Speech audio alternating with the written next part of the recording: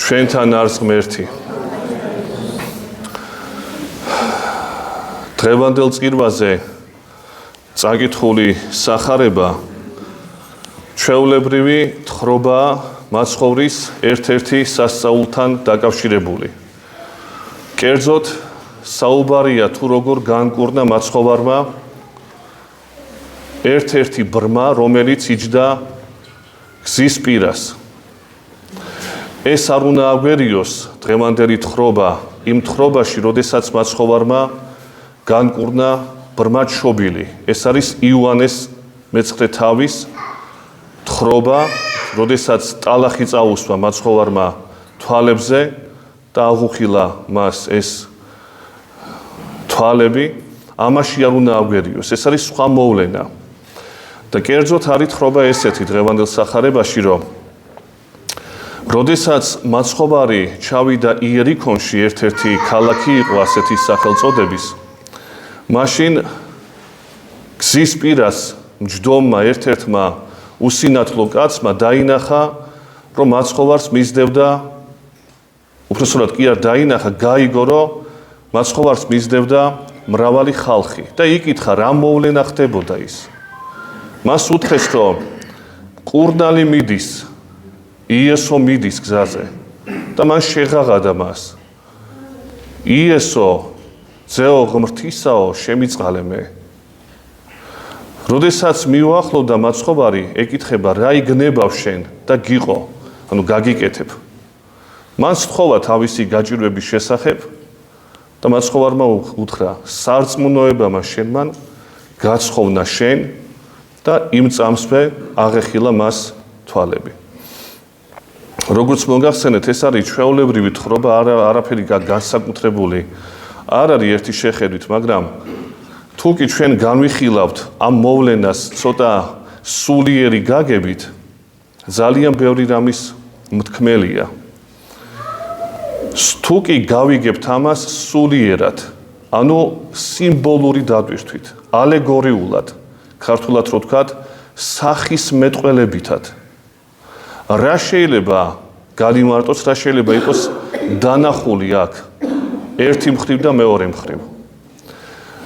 სულიერი სიბეცე, სულიერი ავადმყოფობა, სულიერი სიბრმავე ადამიანთა, ყველა ჩვენგანისა და ამავე დროს რა შემთხვევაში ხდება ახილვა თვალების. ჩვენ ვიცით ესეთი გამონათქვამი, რომ რა სულიერი სიბრმავის მქონია ადამიანიო. მაგრამ ძალიან ხშირად ვერ უკვირდებით, იქნება ჩვენ სამ მდგომარეობაში ვართ. სხვაში ხო იცით, უფრო ადვილია დანახვა იმ სირთულეებისა და ცოდვების, ვიდრე საკუთარ თავში. ყოველთვის ესია. მაგრამ აი, როდესაც ჩვენ ვაფასებთ, ან სხვა გვაფასებს, საკუთარ თავს როცა ვუყურებთ, როდი შეიძლება ვთქვათ, რომ ადამიანი არის სულიერი გაგებით ბრმა, როდის არის ავადმყოფი სულიერი თვალი მისი. სხვაგვარად რო ვთქვათ, მესამე თვალი როდის არ აქვს გახსნილი და რა შემთხვევაში შეიძლება მესამე თვალი იყოს გახსნილი ადამიანის ცხოვრებაში. გასაგებია, ძალიან მოკლედ რო ვთქვათ, ფორმულირება ამისი. მართლმადიდებელი კაცი იტყვის, რომ სულიერად ჯამრთელი, ან ჯერ ვთქვათ, სულიერად არაჯამრთელი და დახშული თვალის მქონე არის ცოდვაში მყოფი ადამიანი. ადამიანი, რომელიც ვნებებით ცხოვრობს და ვნებები მოქმედებს მასში მხოლოდ და მხოლოდ. ცხოველური ინსტინქტებით ცხოვრობს, თავისი მოთხოვნილებებით რო ცხოვრობს მხოლოდ. მართლმადიდებელი კაცი იქვე გაიგებს, რომ ეს არის მონა თავისი ვნებებისა და შესაბამისად არის დახშული მესამე თვალი მისი. ბრმა არის ეს, კი ხედავ შეიძლება ძალიან კარგად ამ ხორციერი თვალებით, მაგრამ ჭკუ აქვს დახშული, ეს მესამე თვალი. ცოდვის მიერი ცხოვრება, ეს ფორმულირებაა, შეიძლება ითქვას, ქრისტიანული გაგებით ყველა იმ ადამიანისა, ვისაც აქვს დახშული თვალი. ვნებებით ცხოვრება, ცოდვებით ცხოვრება. მაგრამ მაინც უფრო დაწყვილებით რო გავიაროთ ეს საკითხი, აი წმინდა წერილიდან. თქვენთვის ცნობილია ახლა, რასაც მე მოგიყვებით და სწორედ ამაზეა მთელი ყურადღება გამახვილებული ალბათ დღევანდელი სახარების შემთხვევაში. ქრონოლოგიით არ მივყვები მე, იმიტომ რომ პირველი რომელიც მნიშვნელოვანია, ესეც მნიშვნელოვანია მეორეც, მაგრამ ქრონოლოგიას დავარღვევ ამ შემთხვევაში, რომ უფრო გასაგები იყოს ჩვენი საუბარი. როდის არის ადამიანი ჯანმრთელი გონებისა? აი ბიბლია ესეთ რამეს გვეუბნება, ეს არის თუ არ ვცდები მესამე მეფეთა წიგნი, ძველი აღთქმა, როდესაც მეფთება სოლომონი. სოლომონი ადის ტახტზე, დავით მეფსალმუნის ვაჟი, ბერსაბეს გაჩენილი. ავიდა ტახტზე და ღმერთი ეცხადება მას ღამით. ეკითხება ღმერთი, რა გინდა სოლომონ რომ მოგცე შენ? სოლომონი ეუბნება, არ მინდა ღმერთო მტრებზე გამარჯვება, არ მინდა სიმდიდრე, არ მინდა პატივი, არაფერი მინდა ის იმისაგან, რაც შეიძლება კაცს ჰქონდეს. ერთადერთი მომეცი, გული გონიერი, ბიბლიაში ესეა ნათქვამი. ანუ სიბრძნე და რა სიბრძნე იგულისხმება ახლა? გული გონიერი როდის აქვს ადამიანს? რაითა გავარჩიო სიკეთე ბოროტებისაგან და ბოროტება სიკეთისაგან. აი თურმე ეს არის ახსნელი გონება, ეს არის მესამე თვალი. თუ კი ადამიანს გარჩევა არ აქვს ამ სიკეთისა და ბოროტებისა, მაშინ თურმე დახშულია მის სულიერი გაგებით ის თვალი, რომელიც შეიძლება ადამიანს ჰქონდეს. დაბინდულია, ცოდვისმიერი ცხოვრებით ცხოვრობს. ეხლა შეიძლება ესეთი რამე ვთქვათ, რომ არც ის ვარგა, აი როდის არის დაბინდული ადამიანის გონება. ყველაფერში, როდესაც ადამიანი ხედავს ცუდს, არიან ადამიანები, რომ ყველაფერში ნეგატივს ხედავენ. რაც არ უნდა ხდებოდეს ქვეყანაზე, ყველაფერი არის ნეგატიური, ვიღაცის მიერ გაკეთებული ცოდვის შედეგი. ესეთი ადამიანები არიან ავადმყოფი ჭკუის ხალხი. როგორც მეორე ხალხი, რომლებიც სიკეთეთ რაცխავენ ცოდვას. ესე იგი, ცოდვას ეძახიან კეთილია და რაც მართლა კეთილია, იმას ცოდვას უწოდებენ და ასე შემდეგ. ესე ყველაფერში ნეგატივს ხედავდე, ეს არის ავადმყოფობა შენი სულიერი თვალისა. როგორც პირიქით, აი დღეს გვეუბნებიან, ცოდვაა, მაგრამ სიკეთეა სინამდვილეში. ეს ლიბერალები რო არიან ადამიანები. ლაპარაკობენ ისეთ აღვირახსნილობას, შენეუნები რომ ეს არის ცუდი, ეს არის ცოდვა. არ არის კარგი საქციელი ეს. მაგრამ ესენი ყველაფერში კარგს ხედავენ. ცუდია თუ კარგი, ყველაფერი არის კარგი მათთვის. მეორე მხრივ, კარგია რაღაცა, მაგრამ ყველაფერში ცუდს ხედავს ადამიანი. ორი უკიდურესობა, გამრჩეველობა არ აქვს ხალხს ხშირად. და მერე საქმე რაშია, რომ თვითონ რო იტანჯება, ეს ერთი საკითხია. მაგრამ მეორე მხრივ, მის გარშემო მყოფ ხალხს ტანჯავს ესეთი ადამიანი. უკიდურესობებით მცხოვრები კაცი ყოველთვის ტანჯავს თავის გვერდზე მცხოვრებ ადამიანს. ეს სოლი იქნება, შვილები იქნება თუ თანამშრომლები თუ ასე შემდეგ. ყოველთვის. აი წარმოიდგინეთ, სახლში შედის კაცი და დედაკაცი მისი ცოლი ახვედრებს სულ პრობლემებს. ბავშვმა ორიანი მიიღო, პური არა გვაქვს, საჭმელი არა გვაქვს, დენის გადასახადია მოსული, გაზი და სულ ნეგატივი. კარგი აღარაფერი არ ხდება? აი ავადმყოფი. ადამიანი ავადმყოფი. როგორც მეორე მხრივ, ყველაფერი ინგრევა, ყველაფერი კარგად არის მისთვის. გამრჩეველობა არ აქვს ადამიანს. ამიტომ სთხოვა სოლომონმა, რომ მომეცი ღმერთო, გული გონიერი, რაითა გავარჩიო კეთილი ბოროტისაგან და პირიქით. თუ ამის გარჩევა ადამიანს არ შეუძლია, ეს არის ფსიქიური დაავადება შეიძლება ითქვას. სამწუხაროდ ძალიან ბევრი ადამიანია ჩვენს გარშემო, შეიძლება ჩვენსა ვართ, არ არის გამორიცხული. ეს ფორმულირება ბიბლიური ჯანმრთელი გონების მქონე ადამიანის.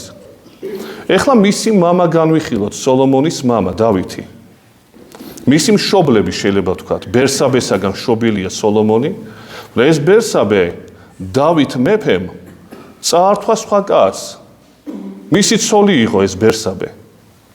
და მოგეხსენებათ ამასთან დაკავშირებით ხრობა, რომელიც არის კავშირში 50 ფსალმუნის დაწერასთან. როდესაც გამეფდა დავითი და ბანზე შეევრნობდა თავისი სასახლისა, შორიდან დაინახა მობანავე ქალი, შეუყვარდა, მოეწონა იგი. იკითხა, ვინ არის ეს დედაკაცი? მოახსენეს, რომ ურიას ცოლია იგი.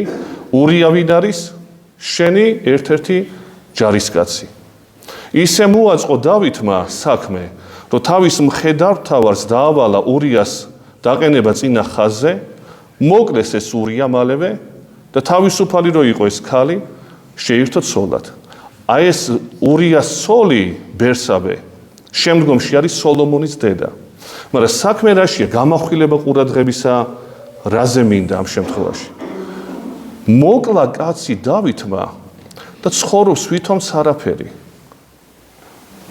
შინაგანად განა არის ის, რაც ჩაიდინა, რომ კაცი ყავს მოკლული. ეს იცი ძალიან, მაგრამ დახშული აქვს სინდისი. არ უყურებს მხილება სინდისისას. ვიდრე ნათანი არ მივა წინასწარმეტყველი მასთან. და ესეთი იგავს მოუყვება ნათანი. ერთი იგავი მინდა გითხრა მეფეო.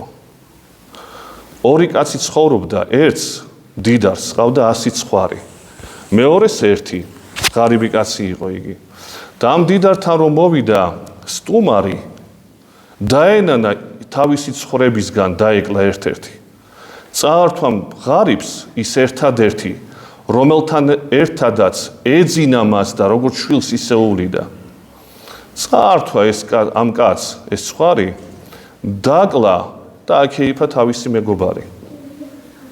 რისი ღირსია ის კაცი მეფეო, ეკითხება. ნათანი წამოხდა განრისხებული მეფე და ეუბნება, სიკვდილის ღირსია, გარეწარი კაცი ყოფილა იგიო. ნათანი ეუბნება, ეს კაცი შენ ახარ.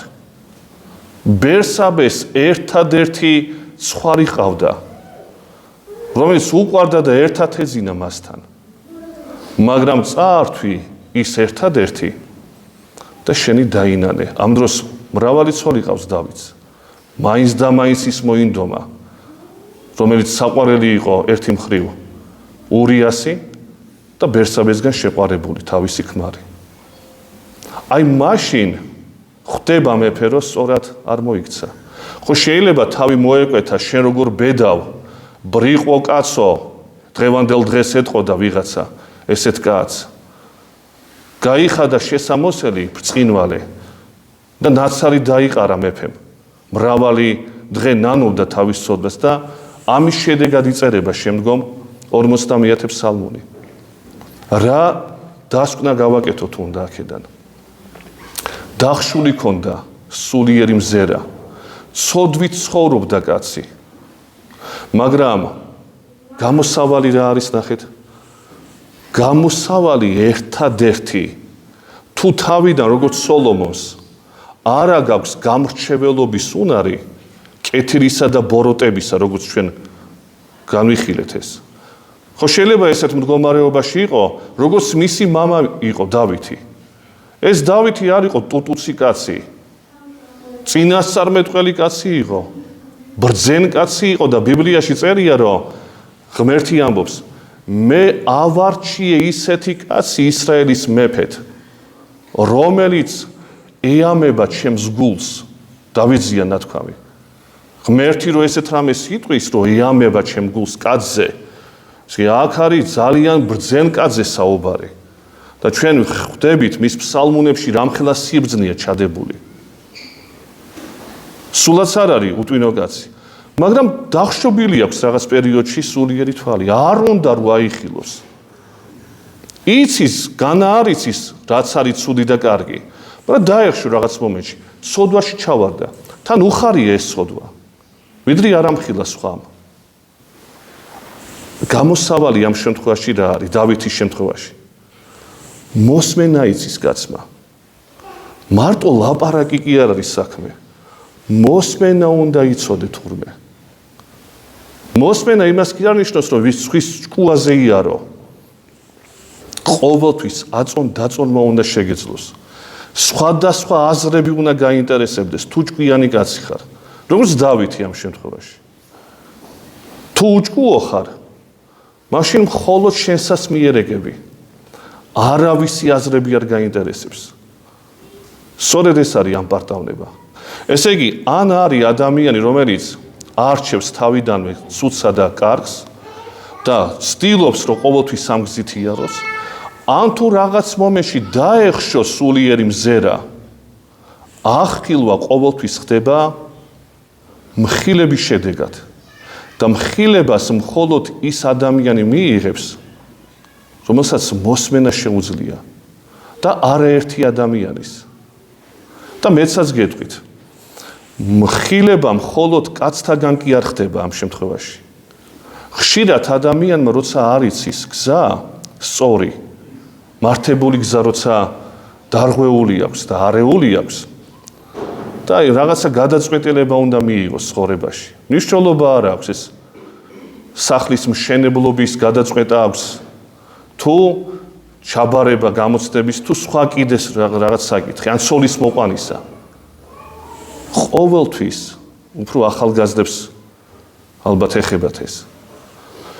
დაეკითხე ღმერთს, კი არა აჩქარდე, ვაიმე მიყვარს და მომყავს, ესე კი არა. ღმერთს კითხი აბა. როგორ თან მოусმინე. მარტო კითხვა და ვილოცო და ღმერთი მიშველის კი არა. შენ ხო სთხოვე ღმერთს, ღმერთო, შენ წარმართე ჩემი ცხოვრება. თუ რამე არ არის სასიკეთო ჩემთვის, შენ ხო იცი. და ისე გააკეთე, რომ არ გამოვიდეს ეს საქმე. დაფიქრდი. დაელოდე პასუხს. საათები გავიდეს, ერთი კვირა გავიდეს. და ღმერთი აუცილებლად მოგცემს ნიშანს. აუცილებლად. ოღონდ გუწრფელად სთხოვე, ესე კი არა, დაუჯდომელს წავიკითხავ და ღმერთმა მაგურთხაო. ესე კი არა. მოусმინე რაღაცა ვითარება შეიქმნება შენ ცხოვრებაში, რომელიც ან წარმართავს ამ გზას, ან ვერ წარემართება. და ეს თუ მოსმენა შეგიძლია, გენიშნება, რომ როგორ არის საჭირო ამ შემთხვევაში გააკეთო ადამიანმა. ოღონდ ღმერთს თხოვე ჯერ. შენი სიტყვებით. არ უნდა ამას რაღაცა დიდი ამბები. ღმერთს მიანდე შენი გული. და ღმერთი გამხელს შენ. გაგიმხელს იმას, რაც საჭიროა. ასე რომ, შევაჯამოთ დღევანდელი ჩვენი საუბარი, გამრჩეველობა ისევ და ისევ, რაც ანტონი დიდის თქმით, არის სათნოებათა შორის უდიდესი. სულიერი თვალი, მესამე თვალი თუ გნებავთ. ახილული რო გქონდეს ადამიანს, უნდა გქონდეს გამრჩეველობა. რისი გამრჩეველობა? კარგისა და ცუდისა. წუთის სოფელში არც ყველაფერი ცუდია, არც ყველაფერი მისაღებია. გამიჯვნა უნდა გქონდეს ადამიანს შინაგანი და ამას ქვია სულიერი მზერა, ჯანმრთელი ხედვა. თუ ეს არ არის, რელიგიური კაციც რო იყოს, იქნება ფანატიკოსი. თუ არა რელიგიურია, მაშინ ათეისტი იქნება. აი ესეთი უკიდურესობას შორის ვართ ხშირად ჩვენ.